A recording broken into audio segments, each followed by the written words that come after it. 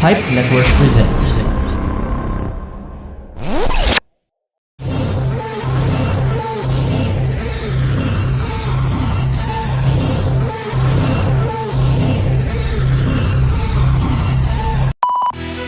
Welcome to your unfiltered Tagalog Wrestling Podcast. This is the LTG Show Podcast.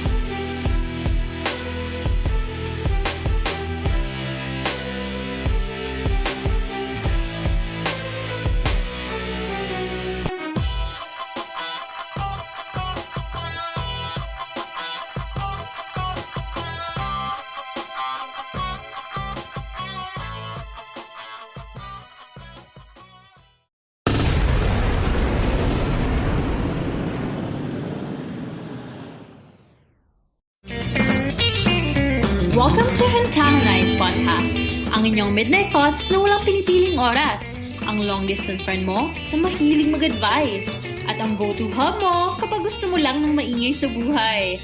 This podcast is hosted by yours truly, Jelly!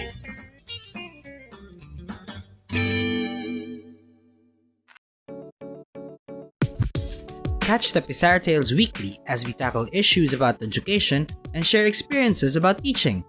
Hosted by James Australia, available on your favorite podcast platforms.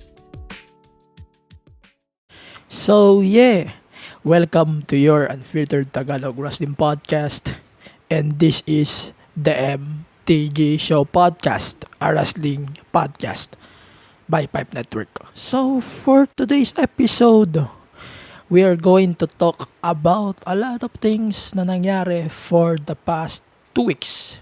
Bakit 2 weeks? Kasi hindi tayo gumawa ng episode noong after WrestleMania nga, na we're going to talk about the after WrestleMania shows na kinagawian ko siya actually, but I don't think na applicable siya on this year's WrestleMania because of some obvious reasons na alam niyo na din kung bakit.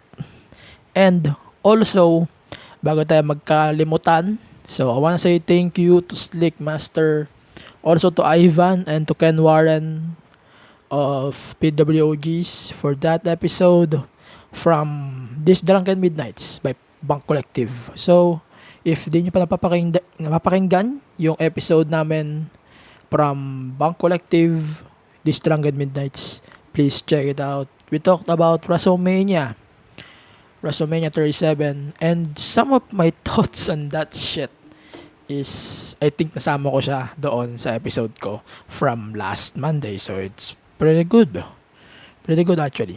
And bago tayo magkalimutan, I'm going to do some announcements kasi my podcast is now available on Deezer. So if di nyo alam, on Deezer nga pala, Deezer is a music platform na parang Spotify din, na naglagay na rin recently ng podcast.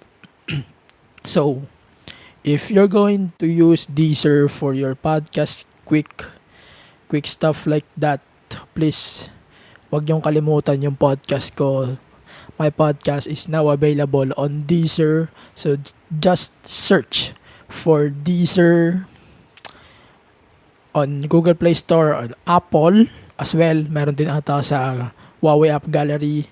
And then, just search for the MT Show Podcast doon sa search bar.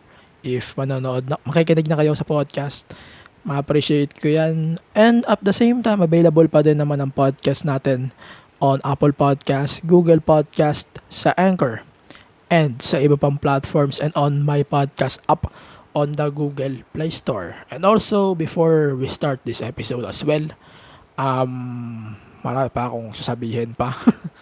And ito, my Mr. Speedy code is still available nga pala, guys, but until April 30 na lang. So, if you want to use my Mr. Speedy code to get 50 pesos off on your first delivery on Mr. Speedy, please use my code. So, that's Mr. Speedy TMTGSP, and you will get 50 pesos off when you book your first delivery on Mr. Speedy. And The Mr. Speedy is available in Metro Manila, nearby provinces, Cebu and Davao, and nearby areas, whatever it is. So, yeah, let's start this episode na with some talks about the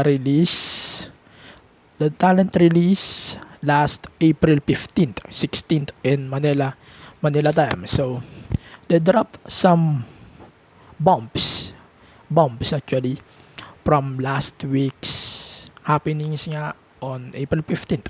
So, they released some talents including Samoa Joe, Billy Kay and Peyton Royce of the Iconics nga, and then Mickey James, Chelsea Green, Tucker, Kalisto, Bo Dallas, Blake, Mojo Rawley. These are the talents na na-drop na from their contracts sa WWE. So, meron lang akong tatlong bagay doon sa mga na-release na talents. So, number 1, Joe, although na gusto niya mag-compete pero hindi siya inalaw ng WWE because hindi pa siya ma-clear. So that's the reason why they released him, I think. And parang yung way kung paano niya ma-clear yung sarili niya is doon na lang siguro sa labas ng E. But for now, they dropped the ball on Joe talaga. According kay Renee Paquette or Renee Young, they dropped the ball on him for real, for sure. Kasi nung good pa si Joe 2019, 2020, hindi siya nilagay sa mabuting situations. Hindi siya nilagay sa di mabuting matchups. And I think yung peak niya lang is 2019, I think. Yun lang yung naging peak niya for me. And regardless on the situations, it sucked. In my opinion, it sucked na na-release siya while nagantay pa siya noong kanyang contract na man, come on, stupid. And then, also, want to add Billy Kay and Peyton Royce as well, na si Billy Kay sobrang laki na panghihinayang ko kasi yung release niya ay during her popularity once again. Kasi naging popular siya because of the Iconics, and now na-release ulit siya because of something na backstage. I think one of the reasons is the makeup crew. Na fun fact, mas maganda pa yung makeup niya sa mga YouTube videos niya. Napapanood ko yung ibang videos niya sa YouTube than their makeup on WWE. Which is stupid nowadays. And Peyton, in the other hand, umaasa ako na actually na mapapupush siya whatsoever, regardless on the situation, regardless on the outcomes. And it turns out still a no for Vince. And sino ba may hawak ng Raw? I think Kevin Dunn. Kevin Dunn pa rin ang may hawak ng production on those shows. It doesn't matter. And then also, pwede ko pang i-add si Chelsea Green. Sayang si Chelsea Green. Ngayon pa lang siya nagra-rise. But they dropped the ball on Chelsea Green then. Mickey James, minapatunayan na yan for me. Si Tucker, wala akong pake. Tucker, come on. Sayang lang talaga yung heavy machinery. For real, seriously. And then, Kalisto, on the other hand, why? Bakit? Bakit nila nirelease si Kalisto all of a sudden? Dahil di na ba magamit? Marami ng masked wrestlers sa E, so that's why they drop the ball on Kalisto. Come on, give me a break. And Bo Dallas, understandable to actually. Kasi si Bo, I think, meron na siyang business outside of WWE. Ganon. Si Blake, hindi ko na siya nakikita since what? Yung sa stable. Ano bang tawag na sa stable na yun? Hindi ko na natandaan yung stable na yun. The Forgotten Sons ba? The Forgotten Sons. The Forgotten Sons ata yan, I think. And then, si Mojo, get the hell out of here. Wala akong pakialam. Seriously.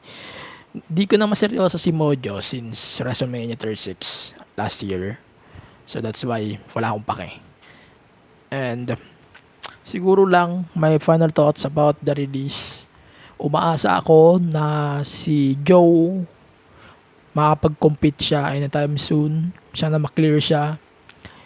Iconics, I hope mag-reunion sila. Mag-reunion sila sa AEW or other promotions, even Impact, kasi Impact meron din sila doon women's tag team titles and they can beat Fire and Play ba for the women's tag titles or the knockouts women's tag titles, whatever it is. And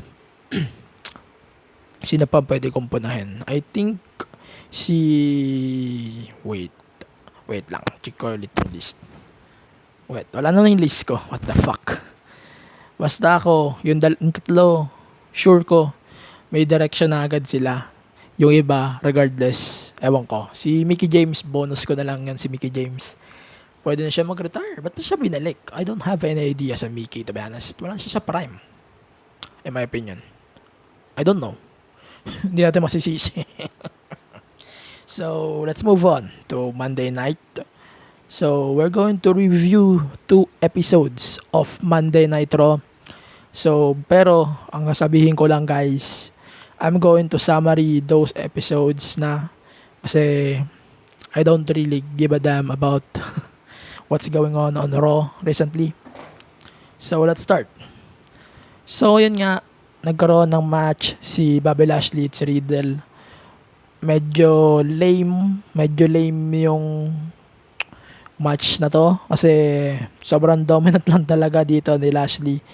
And I don't think na kayang talunin ni Riddle si Lashley. Do you think guys na kayang talunin ni Riddle si Lashley? Because I don't. I don't. Script or not, I don't think so. That's serious shit. And also, the Viking Raiders are back. But unfortunately, RIP Alexander and Benjamin. Good Lord. Since nawala yung Hurt Business, parang nawala na rin yung direction ng dalawan to actually. And nawala na rin yung interest ko sa Hurt Business in general actually. And then to, also, we're going to add Rhea Ripley versus Asuka. Medyo obvious sa akin na retain tong match na to. But, however, Charlotte's return, I'm not surprised. Hindi na ako na-surpresa dun, guys, actually.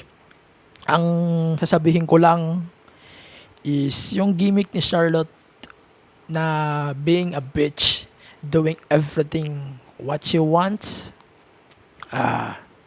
that's a gold gimmick for me. But medyo gamit na kasi yan eh. Halos gamit na yan sa iba't ibang company. But I love how Charlotte executed this stuff. And grabe. Ganto dapat lagi si Charlotte. Dapat ganito na lang siya, lagi ka bitch. Gimmick like that.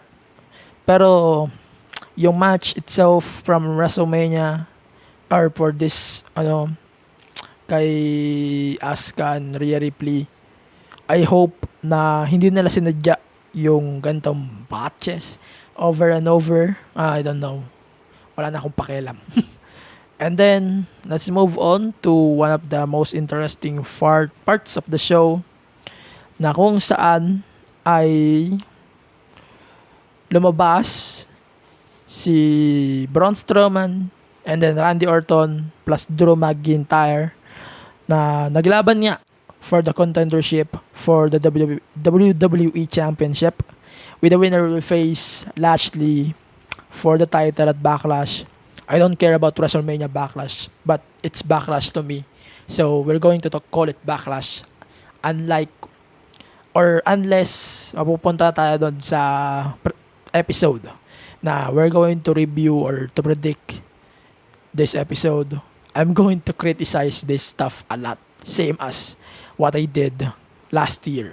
Abangan nyo yan. Mas malala to. Mas malala siguro yung pag-criticize ko on that stuff. Abangan nyo na lang. Mas malala to kaysa doon sa last year. Last year kasi was I think ang problema ko lang from last year was the whatever it is, the best greatest wrestling match ever. Putang na. Give me a break. So yun. And then ito na nga sa match na to, triple threat rules. First man to get pinfall or submission will win the match and will face Lashley for the championship at WrestleMania Backlash or Backlash, whatever it is. Ako, personally, I'm going to say that if magiging permanent member talaga ng Hurt Business tong Steve and si Mace, magwawala talaga ako. Promise, magwawala talaga ako on that note. And then, ayun na nga, nanalo nga si Drew. And then, lumabas dito si T-Bar and Mace. Inassault siya from behind. And yun na, doon na natapos yung Raw episode on that week. Post-WrestleMania episode. So, we're going to do the review now from the recent episode of Raw. Kasi mas malala yung last week kumpara this week. So this week I'm going to give my thoughts actually on some matches lang kasi ayokong masyadong Ito, magbibigay lang ako ng opinion ha. Si Adnan Virk, the new lead commentator of Raw, hindi naman siya masama. Hindi siya masama pakinggan. Hindi siya masamang commentator. Hindi din siya masamang lead for the role.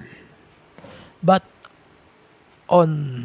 based on what I'm hear from the matches and some batches, I know pwede pa siya mag-improve. But based on the stuff that we are seeing right now, I don't know why they dropped Joe from the commentary table, to be honest, and got released. Actually, I don't have any reasons or any fucking stuff or any thoughts why they dropped Joe from the commentary table and then dropped from the WWE itself and got replaced by Byron Saxton, which is natutuwa na rin ako lately kasi number one, mas napupuri ko siya kaysa kay Adnan Virk. Adnan Virk, I think, pwede pa siya maging better. Na, maganda yung commentator niya. Nagbomukhang sports-oriented yung show. Although, ang problema ko lang kay Adnan Virk is every time na nagbabotch siya, nagmumukhang superior yung mga commentators, lalo na si Byron Saxton, which is very good for me.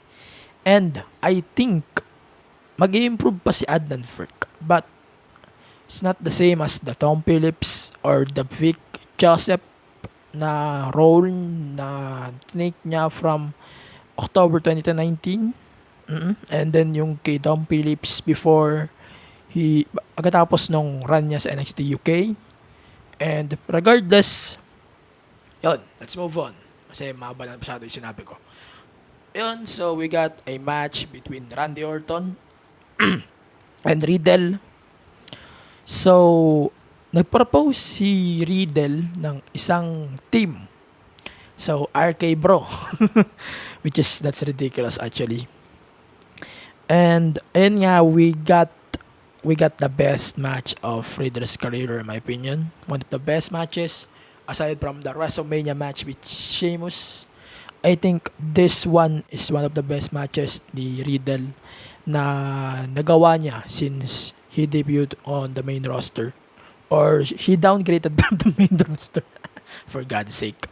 And then tapos, we're going to talk about the stuff that we got from... Wait, ano pa ba? Yung, ngayon nga, tag team match between T-Bar and Mace and Braun Strowman and Drew McIntyre. I want to give 2 cents about this.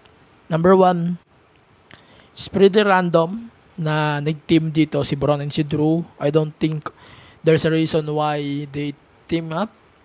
wala akong makita. Aside sa Dogs of War na wala na ngayon. And number 2, si Tiber and Mace, yung pag-unmask nila, medyo nakulangan ako on that part. Number 1, because yung, wait, ano ba yan? I think doon sa part na, wait, teka lang, ina-analyze ko mabuti. Na di na-acknowledge ng WWE or even the commentators yung naging past nila from NXT or even from Raw for Madden. Hindi nila na-acknowledge just for the kayfabe's sake. And ang weird siguro na naka-unmask na yung dalawa but hindi pa rin natin makuha si Dominic Dijakovic and si Madden, which is weird. but still, we got that shit na random talaga yung kay Braun and kay Drew. Well, yun lang. And then, ano pa ba ang pwede natin i-tackle? So, we got the main event. That's Charlotte versus Asuka in a one-on-one match. I want to give my 2 cents on this. Number 1, I love this bitch Charlotte pa rin. Wala akong masabing kahit anong negative about that stuff that she did from last week's Raw until this week's Raw. Sobrang nagpa-pop siya sa mind ko every time she speaks on the mic. But here's the downside of that story. I don't want to see Charlotte winning the title once again from Rhea Ripley. Good Lord, if they're going to do that, I'm going to piss all day in the pod. Magwawala ako for real. And yun lang ang reason para magwala ako sa pod. Kasi I did that on an episode na kung saan na-review ko yung the greatest wrestling match ever, but let's move on pa rin. Medyo interesting sa akin na nakikita natin ni Charlotte as the most dominant heel on those 3. Si Rhea medyo may nagkikure sa kanya, si Asuka yung face, si Charlotte yung bitchy heel na mas maraming boost. So that's pretty much it for Raw this week. I think we're going to add as well na sinuspended si Charlotte for several weeks. I don't know if that several weeks works in WWE because we all know the logic from that company. I don't think na magtatagal yun ng 2-3 weeks or months. So, baka nga makakuha pa tayo ng match from instead of that stuff. Baka yung pa makuha natin. So, yeah. So, let's move on to SmackDown. SmackDown from last week's episode. So, I love the promo of Roman Reigns, obviously. On that note, parang napatunayan natin na Roman is still the tribal chief. Roman is still the top dog of the WWE or even SmackDown or even the most best world champion in WWE aside from Walter, because Walter is the best right now. And yung sobrang nagpipinch sa akin yung nangyari from WrestleMania Sunday plus yung pagpasok ni Cesaro. Oh, good Lord. They just dropped a bombshell on that note. And from that note, let's move on to the next stuff that we want to discuss on this episode for the SmackDown side of things. So, nag-celebrate dito si Bianca Belair. Wala naman nag-interfere. Basta ako, I want to see another match between Belair and Sasha, but this time, dapat yung buhok ni Belair is gawin nating hindi legal. Pag ginamit niya, we're going to consider that as a weapon. But wala eh. And then we got another match for the tag titles between Street Profits and Ziggler and Rude. That's a good match, but daw nag-expect naman nanalo dito yung Profits. Not surprised. And sa katunayan, yung champions ngayon, si Rude and Ziggler, need nila yung credibility for the tag titles. And that tag titles prove dapat talaga sila yung champions. But at the same time, sobrang ridiculous lang na hindi ko malimutan that they dropped the ball on they dropped the ball on the Iconics. But that's a different story naman na. So, the main event on that episode is a Cesaro versus Jey Uso match. And that match is very, very good, actually. And sobrang impressed ako kay Jey Uso lately. Sobrang na-impress ako sa kanya. Na-impress din ako kay Cesaro. And take note, yung appearance dito ni Seth Rollins, hindi siya bummer. Ang nafe-feel ko about this one, it's either a triple threat or magtutuloy yung feud between Cesaro and Rollins, with the winner will face Roman on the next pay-per-view, or triple threat nga, sinabi ko na rin. Just right after this stuff. So, yeah. That's pretty much it for SmackDown. Let's move on to NXT. So, NXT this week, we're going to do two episodes review. Kasi hindi natin na-review from last week because of WrestleMania reasons nga. So, we're going to recap quickly then kung ano yung nangyari sa NXT. So, let's start with the F. F muna. We're going to start the show with the F. F, All Out Loud, All Out Life. All Out Life. Start with the All Out Life. Pay respect for that theme song. Yun na yung ginamit nilang theme song since they moved from the network until napunta sila sa USA. Oh man, good lord. And medyo namimiss ko yung kanta, pero unfortunately we're going to move on with Poppy's new song Say Cheese, but hindi pa siya na-release. Wait lang, nagremata. Basta yan, tuloy natin tong episode. Medyo ang haba na eh. So, we got a promo from Karrion Kross. I love the promo. But unfortunately, sobrang bland. Sobrang bland ng I don't know, ang bland. Ang weird eh. Pero, ang problema ko kasi about this one is number one, dapat si Kross yung monster, si Scarlett yung gumagawa ng talk.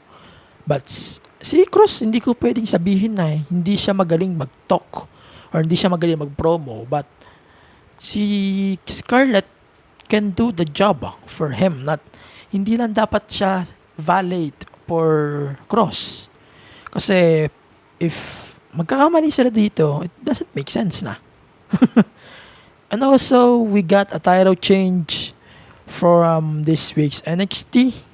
So, Kushida defeated Santos Escobar to become your new NXT Cruiserweight Champion, and it makes sense. Pero, long overdue. Sobrang tagal bago nila ginawa yung kay Kushida. And then, we got a title match as well between MSK and Dane and Maverick. I love that match though. Medyo, di ko na siya pinanood ng buo. Pero, yung kay Kushida, I love the stuff na grabe yung Kushida versus Santos Escobar. Parang patunayan natin dito na si Escobar ay isa talagang worthy. Pwede talaga siyang mag-main roster. And he can blast Alberto Del Rio. He can blast Rey Mysterio. Or even, sino ba? Si Andrade. Because number one, he can speak English. Andrade is not. So, next naman, final thought about this week's NXT, or last week's NXT, is itong kay Frankie Monet. She made her NXT debut by confronting Raquel Gonzalez and yung celebration niya nung tatlong champions. I love Frankie Monet or Taya Valkyrie. But number one, I'm going to criticize that stuff. Yung kay Frankie, ba't ginto yung pangalan niya?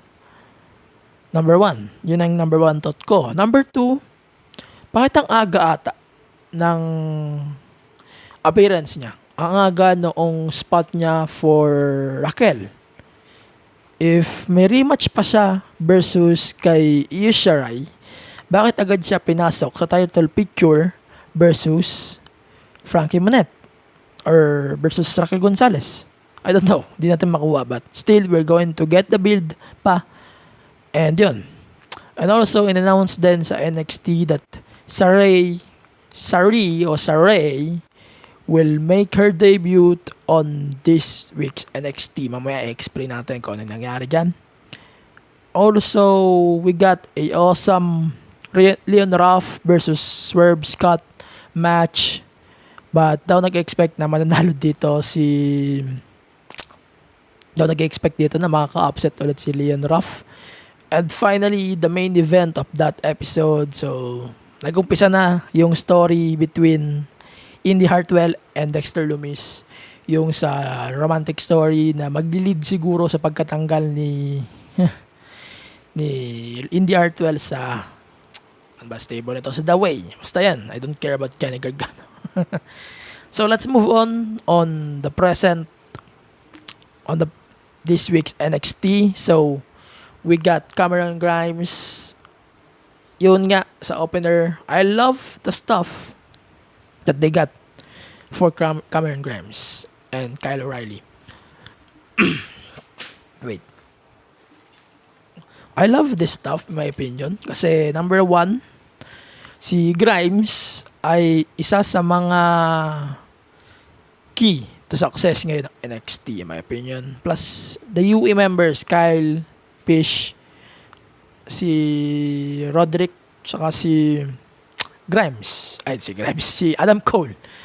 And also, another note nga pala, na ito, maglilid to siguro sa isang future good shit storyline featuring Cameron Grimes, that's for sure. And, yun, magtutuloy-tuloy tayo. I don't know, hindi ko makuha yung point why si Cameron Grimes, wala na tayo kay Cameron Grimes. So, let's move on nga. So, but di ko makuha, ba't parang naglo-losing streak dito si Dexter Lumis. I don't know, di ko alam. Pero ako, we're going to get this stuff pa. So, ituloy-tuloy na nga dito yung storyline between The Way and Dexter Lumis, kaya that's why, okay. And then yun na nga, meron pa ding appearance dito si Frankie Monet on the interview nga from the last week's NXT. Baka makakuha muna natin is Io versus Frankie Monet anytime soon. And for sure, if matino yung direction dito ni Frankie Monet, but for sure, kailangan talaga natin ng matinong dream match for that stuff. That's a takeover worthy match. Frankie Monet and Io Shirai. And I think if Frankie beats Io, pwede siya mag-dominate or pwede siya mag-establish ng dominance by kung paano niya na-beat si Io. Ganun. Yun naman napatunayan natin that note eh. And then, si Saray nga, she made her NXT debut. And then, nakikita ko talaga may future dito si Zoe Stark pa. We got kay Zoe Stark pa. I love Zoe Stark. But in the future, makikita din natin siya na mas maigi in the NXT Women's Division. And finally, ayun nga, nagkaroon nga ng match si Kushida and si Oni Lorcan. I think, akala ko nga open challenge to. But, open challenge nga to. So, we got a good match between Lorcan and Kushida. That's a good shit match. To be honest, ito dapat ang nag-main event ng show na yon in my opinion. And also, ito dapat ang pinapakita nila lagi. Every week, hindi yun the way. I love this stuff, seriously. And then, also, we got na nga, yung Cameron Grimes versus Kyle O'Reilly. Guys, this match, that's a good match, to be honest. In general, parang dinadominate. At the same time, si Kyle kasi, binibuild nila as a main star of NXT. Si Cameron Grimes, ganun din. Hindi nila nire-regret na both of them are future stars or even stars, top stars of NXT in general. And hindi ko niregret na pinanood ko tong NXT episode na to kasi sobrang ganda. Yun. So, let's move on to AEW Dynamite real quick. So, konti lang ang thoughts ko about this stuff. First thought, please, guys, please AEW, please get the fuck out or drop JR from the commentary table because I know he's the legend Jim Ross, but Jim Ross is out of his prime na. And I don't think na Jim Ross is still the same Jim Ross that we got from WWE. But sadly, he doesn't. Wala na yung presensya ni Jim Ross unlike before. And yun, so from this week's Dynamite, we got the AEW Women's Championship between Hikaru Shida and Tai Conti. So, personally, this is the best match of Shida's, Shida. Wait. So, ito yung pinaka-best match ni Tai Conti, my opinion. In WWE or in NXT or even AEW in general. Ito yung isa sa mga pinaka solid na match ni Tai Conti na napakita niya talaga on this match, on this note. And finally, on the main event of Dynamite this week, I want to give my props to Darby Allin and Jungle Boy kasi sobrang grabe tong match na to. Na alam mo yun na they stole the show a lot on that stuff. They stole the show on this week's Dynamite plus Tai Conti and Hikaru Shida. They stole this fucking show. I love how they do it and kung paano nila ginawa yung stuff na yon or on this idea din na kung paano nila binook tong Dynamite episode to. That's why I love both of them. Props to Shida syempre, kay Darby syempre, tsaka kay Tai Conti, tsaka kay Jungle Boy pa din. So yun lang my thoughts, my pretty small thoughts about this week's Dynamite. So finally, I'm going to give my thoughts na lang about Impact and then we're going to give my predictions na for Impact Rebellion. Sorry guys, kasi kung maghanap kayo sa akin ng thoughts ko about Stone Cold's A&E, wala, di ko muna napanood yun. Abangan nyo na lang siguro in the future. Maybe gagawa ko ng separate episode for that. I'm going to give all my thoughts dun sa A&E series. Abangan nyo na lang yun. Di ko pa napapanood yung A&E personally. The episode number 1 of that stuff was the Stone Cold episode. Check nyo na lang, maganda yon. Plus yung bago ata sa network na documentary, I don't know kung ano yung tawag doon. Basta para siyang hidden treasures, ganun yung concept ng show na yon. Basta check it out, solid yon. So, we're going to move on for this week's Impact. I'm going to give my thoughts doon lang sa match between sa teaser nila, na binigay nila for the match between Kenny Omega and Rich Swann. So, ako, ipipredict ko na tong card na to regardless kung ano yung mangyayari on Impact today. Today kasi Friday ko i-drop tong episode, so today it makes sense. So, I'm going to give my thoughts muna on the press con. May press con kasi na ginawa for the Rebellion match between the challenger and then challenger. The champion and champion, technically. So, yun. So, ito, I'm going to give my small thoughts lang on that stuff. So, yung 42 minutes na to is better than the whole 3 hour of Raw. Actually, 2 episodes of Raw. Yun. Hindi lang isa. And if hindi nyo ma-appreciate yung 42-minute press con na yun, well, get the fuck out of here. Kasi mas solid pa yun kaysa sa Raw this week and last week's Raw in general. Good Lord. And yung mainit kasi yung discussions ni Swann and ni Omega, at least na-acknowledge nila sa Impact yung title, and also sa AEW na-acknowledge din nila yung pay-per-view na to na parating na this Sunday or Monday Manila time. So, let's start the predictions. So nga pala, bago tayo magkalimutan, I'm going to give my context. Bakit Canada versus Swann ang name or the ano bang tawag dito? The secondary name of this episode or the alter name for this episode.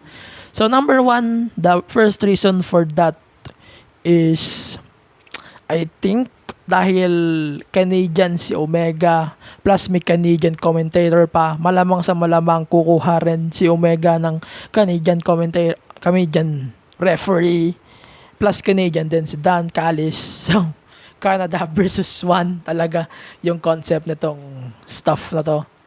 I'm not sure if Canadian talaga si Mauro, but we will get Mauro Ranallo definitely.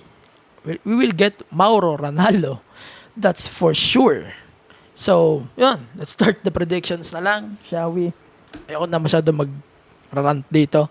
So, first match of the card. So, that's Fire and Play versus Jordan Grace. Sorry guys, nakakalimutan ko si Jordan Grace. So, ewan ko na kung direction na to sa buhay. So, si Jordan Grace and isang tag team partner na hindi pa nare-reveal for now. Regardless kung sino yon, I think Fire and Play will retain. Or alam niyo naman sa Impact, possible din naman nalo dito si Jordan. Malay niyo naman. And then we got a 8-man tag between Chris Sabin of the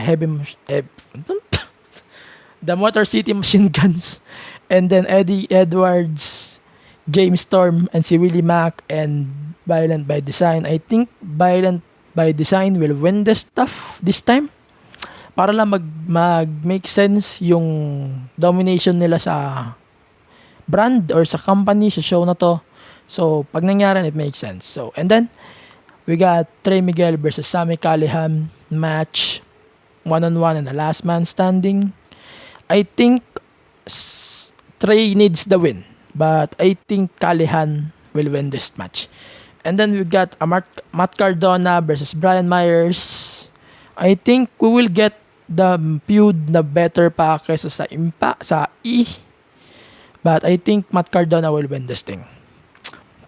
And then a triple threat match for the Impact X Division Championship. So that's Ace Austin versus Josh Alexander versus TJP. Regardless on the bullshit, Ace Austin or Josh Alexander needs to win this thing. And then we got a singles match for the Knockouts Championship. So that's Deonna Purrazzo. Wait, siya pa rin pala yung champion? Deonna Purrazzo versus Tenille Dashwood for the Knockouts title. Gusto ko man maging champion si Tenil, but I don't think na magka-champion siya. For now. I don't think na magka-champion siya. Today. Yun. And I wish na mag-champion niya siya. So, yun. Tuloy-tuloy tayo. So, the Fingus will defend the Impact World Tag Team titles versus the Good Brothers. I think if ito na yung end of the run ni Finday and Juice, I think Good Brothers needs to win this thing. If hindi naman, I think may nababasa kasi akong rumors na baka matapos na yung contract dito ni Finlay and Juice. Baka mapunta na rin sila sa Japan anytime. So, I think Fingus needs to win the match and to retain the title. And then the main event. So, that's a title versus title match for the Impact Undisputed Championship and the AEW Championship. So that's Kenny Omega versus Rich Swann. So my thoughts on this one, it's pretty obvious. Malala pa to sa 1+1 o mas madali pa to sa kahit anong logic na gusto nyong ipakita o ipalabas dito sa pukingin ng company na to. Obvious na to. Rich Swann will beat the living hell out of de, joke lang. Kabaliktaran yan. Rich Swann will beat Kenny Omega sa kabaliktaran. Obviously, Kenny Omega wins this match. Screw it, bullshit. So, basically, that's it for today's episode of the podcast. Episode number 47, Canada versus Swann. The Impact Wrestling Plus. Yung thoughts ko about the WWE release. Yung mga na-release last week from E. And yun na. Yung mga stuff that we wanted to talk about on this episode. So, follow the podcast on all of the social media platforms, Facebook, Twitter, and Instagram at the MTG Show Pod. And then, listen to the podcast every Fridays and sometimes Mondays on your favorite podcast platforms such as Spotify, Apple Podcast, Google Podcast, Anchor, Deezer, and other podcast platforms, and on the MTG Show Podcast app on the Google Play Store. So, follow my personal podcast, my personal accounts at AG Penera, and then please support all of the podcasts of Pipe Network. Lahat kami sa Pipe Network, we're trying our best to deliver every week and to stand as one. Yan. So, all of the podcasts of Pipe Network, please check it out. And also visit pipenetwork.co for more details about our shows here in Pipe Network, on how it works, on how it does, on whatever it is. Yeah, yun, Pipe Network. And also all of the social media platforms, Pipe Network, Facebook, Twitter, and Instagram. So, pretty much it. Thank you. Wapanangan ko na nga pala, since I'm going to drop this episode on my birthday itself. I want to say thank you guys in advance sa lahat ng babati sa akin on my birthday, whatever it is. Birthday ko buka. Ngayon, sa araw na pag-drop ng episode na to, swerte nyo kasi napakinggan nyo to on my biggest day so far. And dahil here, whatever it is, regardless on whatever it is, thank you guys sa lahat ng babati sa akin. And sa Pipe Network, sa patuloy na pag-suporta sa akin dito sa podcast na to. And also, happy birthday to SJ Young. I love you. Joke lang. Then, so that's it for today's episode. Stay safe, stay wrestle, register the vote, and fuck the rest. See you on the next episode. We're out.